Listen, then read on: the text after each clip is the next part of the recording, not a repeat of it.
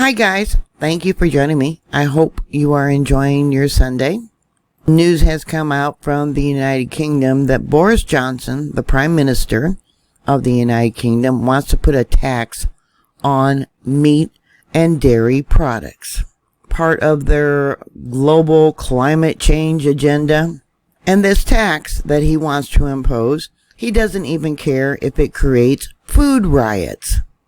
Here in the United States, what they're doing is pricing meats so high that, sometimes, you can't afford it. They want everyone to become a vegetarian. They're already talking about a carbon tax on imported meats. That comes from plantbasednews.org. They want to cut meat consumption to only 2 days a week.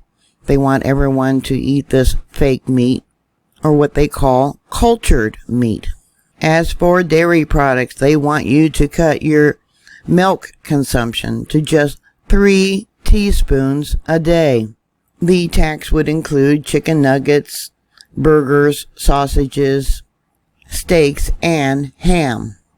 You know darn well that government officials and those with the powers to be who have the money, they're not going to be eating this lab-grown meat.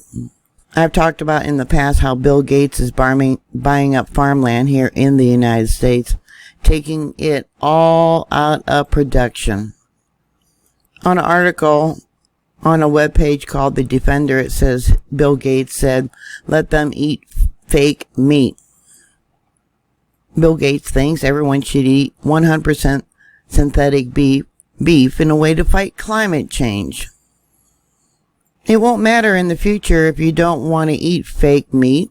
It says here that more and more firms are getting involved in this fast-growing market, like Modif Food Works, plant-based meat and dairy alternatives. Eat Just, egg substitute made from plant proteins, Perfect Day Food, lab-grown dairy products, or Notco, plant-based animal products made through AI. And that's just to name a few, this article says. Goes on to say that Tyson Foods is investing heavily. It has invested in Memphis Meat and Future Meat Technologies, which create lab-grown meat replacements. Nestle, Cargill, Maple Leaf Foods, Purdue Farms are thriving on this trend. Bill Gates alone has invested $50 million in Impossible Foods. The Impossible Burger is made with GMO Roundup sprayed soy, leading to the massive ecological devastation. We've already seen the shortages of different products and foods in the markets. I'm not going to eat a lab-grown chicken. The government is closing down websites that bring alternative news. Any news that's anti-government, they're shutting down. More on that in a minute, but here on RT it talks about Boris Johnson food strategy. Says the meat tax may soon be necessary, but warns of food riots if brought too soon. So they're going to do this.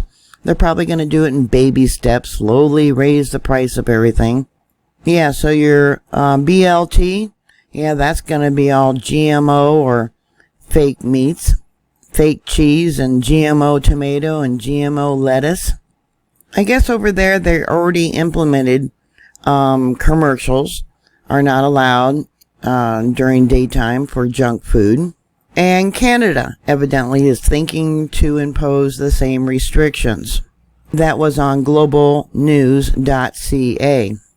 And they claim that it's to make people healthier, not because of global climate change. So what do they consider junk food there in the UK? No junk food commercials before 9 p.m.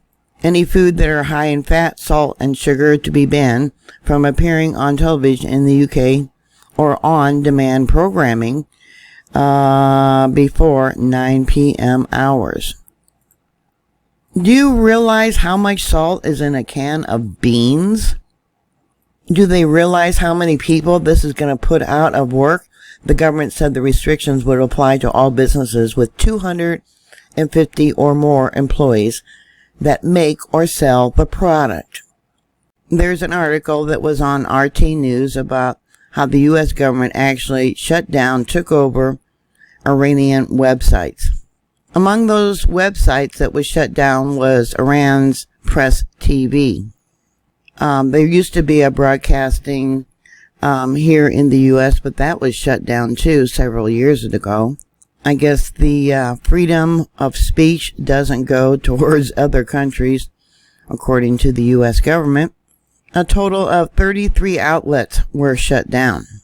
Under the International Emergency Economic Powers Act, U.S. President Biden declared a national emergency, designating an unusual and extraordinary threat to the national security, foreign policy, or economy of the United States.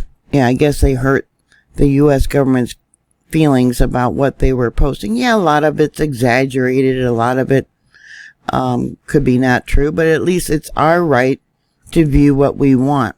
And they have an image that says this website has been seized. The domain presstv.com has been seized by the United States government. Oh, a few years back I had a website and it was shut down too. Yeah, they didn't like the information that I was finding around the world and sharing it.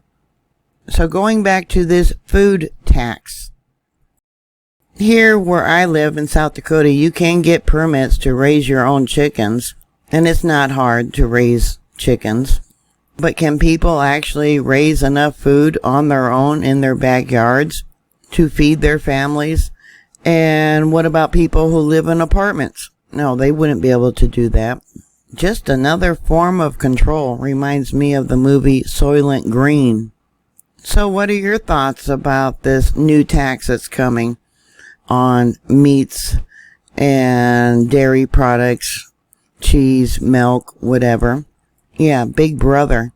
What are your thoughts? Please put those down below. Thank you for watching. Thank you for subscribing. Thank you very much for your support. Please stay safe, and I will talk to you later. God bless you.